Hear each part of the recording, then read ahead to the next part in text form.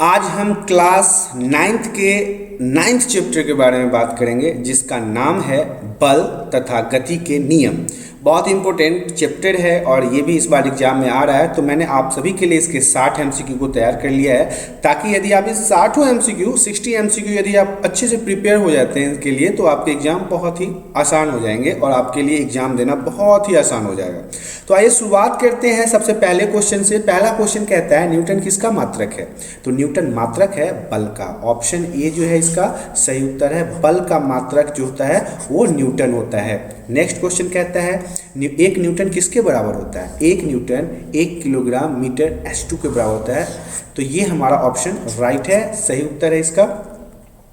जड़त्व के गुण क्या हैं? जड़त्व के गुण है प्रत्येक वस्तु में होता है। जड़त्व किसी वस्तु में होता है? नहीं, ऐसा नहीं है। जड़त्व जो है वो प्रत्येक वस्तु में होता है। ऑप्शन बी जो है इसका सही उत्तर है। जब किसी वस्तु की गति त्वरित होती है तो उसकी चाल हमेशा वृद्धि होती है, उसकी वेग में हमेशा वृद्धि होती है? नहीं, वो हमेशा पृथ्वी की ओर गिरता है। नहीं, उस पर हमेशा कोई बल कार्य करता है। Option D is the right answer. उस पर कोई हमेशा बल जो है वो कार्य करता है। गति करने के लिए स्वतंत्र किसी वस्तु पर कोई बल लगाया गया, यदि बल का परिमाण तथा वस्तु का द्रव्यमान ज्ञात हो तो न्यूटन के दूसरे नियम की सहायता से हम क्या कर सकते हैं? तो वस्तु का त्वरण ज्ञात कर सकते हैं। वस्तु का त्वरण ज्ञात कर सकते हैं। ऑप्शन सी जो है इसका सही उत्तर है। यदि गति करने के लिए स्वतंत्र 1 किलोग्राम द्रव्यमान की वस्तु पर 1 न्यूटन बल लगाया जाए तो वह क्या होगा? 1 मीटर S2 के त्वरण की गतिशील हो जाएगी। ऑप्शन डी जो है इसका सही उत्तर है। जब किसी वस्तु पर कोई बाह्य बल लगाया जाता है तब वह बल की दिशा में त्वरित हो जाती है। इस प्रकार उत्पन्न त्वरण वस्तु को क्या कहा जाता है? इस प्रकार जो त्वरण वस्तु पर लगे बल के क्या होता है? समानुपाती होता है। ऑप्शन ए जो है इसका वो सही उत्तर है, समानुपाती होता है। यदि गति करने के लिए स्वतंत्र 3 किलोग्राम द्रव्यमान की किसी वस्तु पर 12 न्यूटन का बल लगाया जाए तो वह 4 मीटर के त्वरण से गतिशील होगी। ऑप्शन डी जो है इसका वो इसका सही उत्तर है। ये इसका राइट आंसर है, ऑप्शन डी। 30 न्यूटन का कोई बल 5 किलोग्राम की वस्तु पर 2 सेकेंड तक कार्य करता है तो वस्तु का त्वरण क्या होगा? 6 मीटर सेकेंड होगा।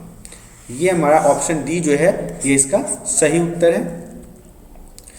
यदि दो वस्तु ए और बी के द्रव्यमान क्रमशः 6 किलो तथा 34 किलो हो तो बी का जड़त्व ए के जड़त्व से अधिक होगा। Option B is the right answer.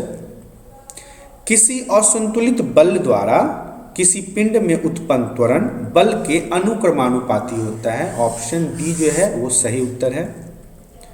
कोई बल 10 ग्राम द्रव्यमान की वस्तु ए में 8 मीटर सेकेंड का त्वरण उत्पन्न करता है और कोई दूसरा बल 20 ग्राम द्रव्यमान की वस्तु बी में 5 मीटर पर सेकेंड का त्वरण उत्पन्न करता है तो ए की अपेक्षा बी पर बड़ा बल लगा है। और यही आपको समझना होगा कि ए की अपेक्षा बी पर ज़्यादा बल बड़ा बल लगा है। जब वस्तु की गति में त्वरण रहता है तब इसका वेग हमेशा बढ़ता है, इंक्रीज होता है। ऑप्शन बी इसका सही उत्तर है। किसी पिंड पर एक बल कार्य करता है। अगर पिंड पर क्रियाशील बल तथा पिंड का द्रव्यमान ज्ञात हो तो न्यूटन की गति का दूसरा नियम मदद करता है पता लगाने में कि पिंड का त्वरण कितना है। ऑप्शन सी जो है इसका सही उत्तर है। पिंड के त्वरण का अनुमान लगाने में वह न्यूटन का दूसरा गति नियम मदद करता है। 1 किलोग्राम पिंड पर 1 न्यूटन का बल लग रहा है तब पिंड क्या होगा? 1 मीटर पर सेकेंड से त्वरण से चलता रहेगा। ऑप्शन डी जो है इसका सही उत्तर है। गैलीलियो के प्रयोग से सिद्ध होता है कि जड़त्व का क्या सिद्ध होता है? तो जड़त्व जो है वो सिद्ध होता है गैलीलियो के प्रयोग से पता चलता है कि जड़त्व क्या होता है। जड़त्व का गुण अधिक होता है भारी वस्तु में। जितना अधिक वजनदार वस्तु होगा उतना ज़्यादा जड़त्व उसमें ज़्यादा होगा। ए और बी दो वस्तु पर समान बल समान समय तक लगाया जाता है। ए की गति में परिवर्तन बी की तुलना में अधिक देखा जाता है तो जड़त्व अधिक किसका होगा? ए का होगा। ऑप्शन ए जो है इसका सही उत्तर होगा। जड़त्व का गुण है क्या? मात्रा के कारण। ऑप्शन ए ही इसका सही उत्तर। जड़त्व का गुण जो है वो मात्रा के कारण है। बल परिवर्तित करता है गति को जी हाँ, बल जो है वो गति को परिवर्तित करता है। संतुलित बल परिवर्तित करता है आकृति को। ऑप्शन सी जो है इसका सही उत्तर है। 10 न्यूटन का बल किसी वस्तु में 2 मीटर पर सेकेंड का त्वरण पैदा करता है। वस्तु की मात्रा क्या होगी? 5 किलो होगा। 10/2 हो जाएगा डायरेक्टली, यहाँ पे 10 न्यूटन बाई 2, 2 5 जा 10, यहाँ पे 5 न्यूटन, इसका 5 kg इसका आंसर हो जाएगा। नेक्स्ट है, न्यूटन के प्रथम गति नियम से मिलता है बल की परिभाषा। बल की परिभाषा मिलता है न्यूटन के प्रथम गति नियम से, फर्स्ट लॉ ऑफ मोशन से ये प्राप्त होता है हमें। न्यूटन के द्वितीय नियम से क्या मिलता है? बल के मापने का तरीका मिलता है। ऑप्शन बी जो है वो इसका सही उत्तर है। दो समान जड़त्व वाली वस्तुओं को देने पर जड़त्व क्या हो जाएगा? दोगुना हो जाएगा, डबल हो जाएगा। ऑप्शन ए जो है इसका सही उत्तर है। एक बल F1 = 10 kg की वस्तु पर लगाकर 4 मीटर पर सेकेंड का त्वरण देता है। दूसरा बल F 5 kg की वस्तु पर लगाकर 2 मीटर सेकेंड का त्वरण Fn को देता है। तो क्या मान होगा इसका? इसका मान होगा 4:1। Option A is the right answer. कोई अचर बल 0.6 kg द्रव्यमान से किसी पिंड में 0.8 मीटर पर सेकेंड का त्वरण उत्पन्न करता है, तो बल का परिमाण क्या होगा? 0.048 न्यूटन हो जाएगा। कोई बल 10 ग्राम द्रव्यमान की वस्तु ए में 8 मीटर का त्वरण उत्पन्न करता है और कोई दूसरा बल 20 ग्राम द्रव्यमान की वस्तु बी में 5 मीटर का त्वरण उत्पन्न करता है, तो क्या होगा? ए की अपेक्षा बी पर बड़ा बल लगा है, ऐसा मान लेना चाहिए। ए की अपेक्षा बी पर ज़्यादा बल, बड़ा बल लगा है। किसी m द्रव्यमान की वस्तु जिसका वेग v है, तो संवेग क्या होगा? संवेग उसका हो जाएगा mv, m इंटू भी, m इंटू भी इक्वल टू mv। किसी गतिशील पिंड का वेग आधा करने के लिए उसका संवेग कितना हो जाता है? आधा हो जाता है, 1/2, हाफ हो जाएगा, आधा हो जाएगा। Option A is the right answer. Newton के तीसरे नियम, न्यूटन के गति के तीसरे नियम, यहाँ पे गति होगा। न्यूटन के गति के तीसरे नियम के अनुसार क्रिया तथा प्रतिक्रिया के संबंध बल क्या होते हैं? हमेशा भिन्न भिन्न वस्तुओं पर लगे होने चाहिए, एक दूसरे से बिल्कुल अपोजिट साइड में लगे होने चाहिए। Option C is the right answer. किसी बल्लेबाज द्वारा क्रिकेट की गेंद को मारने पर गेंद जमीन पर लुढ़कती हुई कुछ दूरी चलने के पश्चात गेंद रुक जाती है। गेंद रुकने के लिए धीमी होती है क्योंकि गेंद के प्रति दिशा के विपरीत एक बल कार्य करता है और न्यूटन का थर्ड लॉ ऑफ मोशन काम करता है। किसी पिंड पर एक बल कार्य करता है। यदि पिंड पर क्रियाशील बल और पिंड का द्रव्यमान ज्ञात हो तो न्यूटन के गति का दूसरा नियम मदद किस चीज में करता है? वो मदद करता है त्वरण पता करने में। ऑप्शन सी जो है इसका सही उत्तर है। द्रव्यमान नीचे के संबंध से प्राप्त होता है, बल तथा त्वरण। Option A is the right answer. रस्सी खींचने वाले खेल में दो विपरीत टीमें एक समान परंतु विपरीत दिशा में 200 किलोग्राम के भार से बल से खींच रहा है। रस्सी स्थिर अवस्था में है, रस्सी पर तनाव है, 200 kg भार का तनाव इस पे होगा। Option B is the right answer.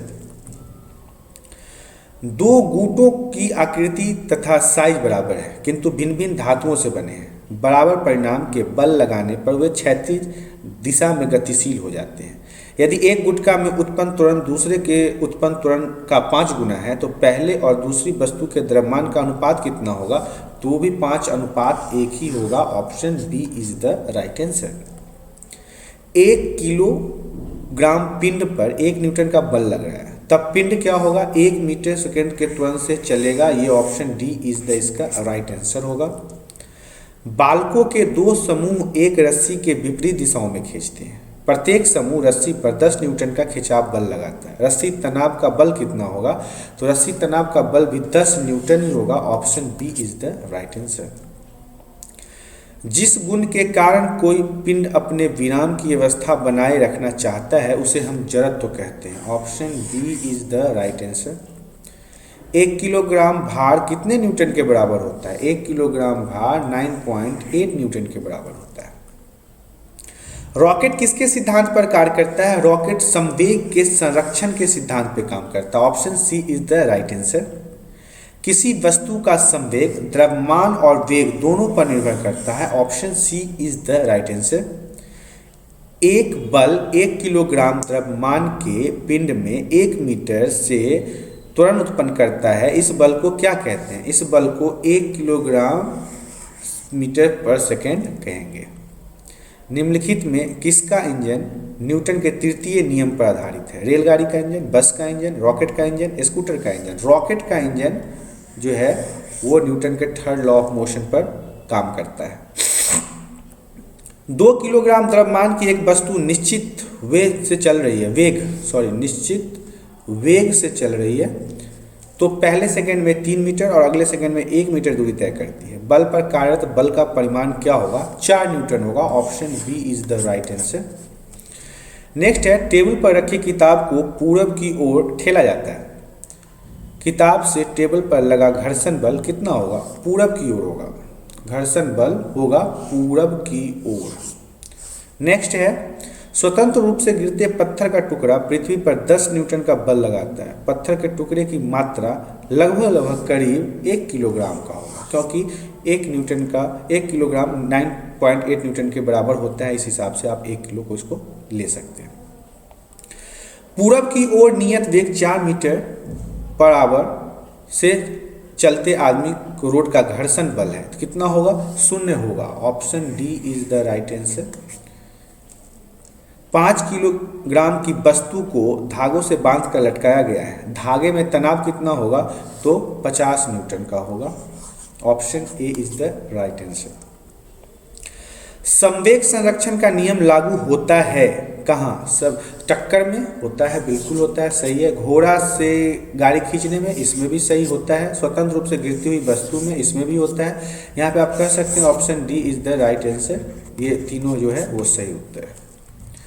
भारी वस्तु ए से हल्की वस्तु पर बी पर लगाया गया बल F1 है तथा बी से ए पर लगा बल F2 है तो F1 F2 के बराबर होगा। ऑप्शन सी जो है इसका सही उत्तर माना जाएगा। पेड़ की शाखाओं को हिलाने पर पके फल गिरते हैं। इसकी व्याख्या होती है न्यूटन के कौन से गति से? प्रथम गति से। प्रथम गति नियम जो है वो प्रथम इसको व्याख्या करता है। पृथ्वी और चांद के बीच क्या लगता है? दूरी पर क्रिया बल लगता है। Option B is the right answer. प्रक्षेपित किए गए ढेले पर लगा पृथ्वी का गुरुत्व बल बदलता है। ढेले के वेग का बदलता दोनों, मतलब मान भी बदल जाएगा और दिशा भी बदल जाएगा, दोनों बदल जाएगा। Option C is the right answer. Next है, बल की इकाई न्यूटन है जो बराबर किसके होता है? KG metre. Option A is the right answer. m मात्रा की वस्तु पर बल F लगाने पर वस्तु के प्राप्त त्वरण समानुपाती होता है किसके? m-1 के। Option D is the right answer. Newton के तृतीय गति नियम में मिलता है क्या? दो वस्तुओं के बीच लगने वाले बलों के संबंध के बारे में जानकारी मिलता है हमें न्यूटन के तृतीय गति नियम में। क्रिया प्रतिक्रिया बल लगते हैं कभी कभी एक ही वस्तु पर। क्रिया या प्रतिक्रिया बल लगते हैं कभी कभी एक ही वस्तु पर। ये ऑप्शन सी जो है इसका सही उत्तर है। बंदूक से गोली दागने में संरक्षित रहता है संवेग। Option A is the right answer. स्थिर कार को स्टार्ट करने पर इसे गति प्रदान करता है घर्षण बल। ऑप्शन बी जो है इसका सही उत्तर है। आज के लिए इतना ही था। ये हमारे 9th क्लास का 9th चैप्टर का 60 MCQ था जो अच्छी तरह से आप समझ गए होंगे। यदि आपको ये चीज़ें समझ में नहीं आया या किसी क्वेश्चन को समझने में आपको परेशानी हो रही है तो आप हमें कमेंट करके बताएं। हम आपके लिए फिर से कोशिश करेंगे कि आपको अच्छे से इसे समझाया जा सके। इसके अलावा यदि आपको वीडियो आज पसंद आई है तो वीडियो को लाइक कर दें। आप हमारे चैनल पर यदि आज नए आए हैं तो आज चैनल को सब्सक्राइब कर लें ताकि इसी तरह के आपको एजुकेशनल वीडियो हमेशा मिलती रहे। आज के लिए इतना ही। धन्यवाद।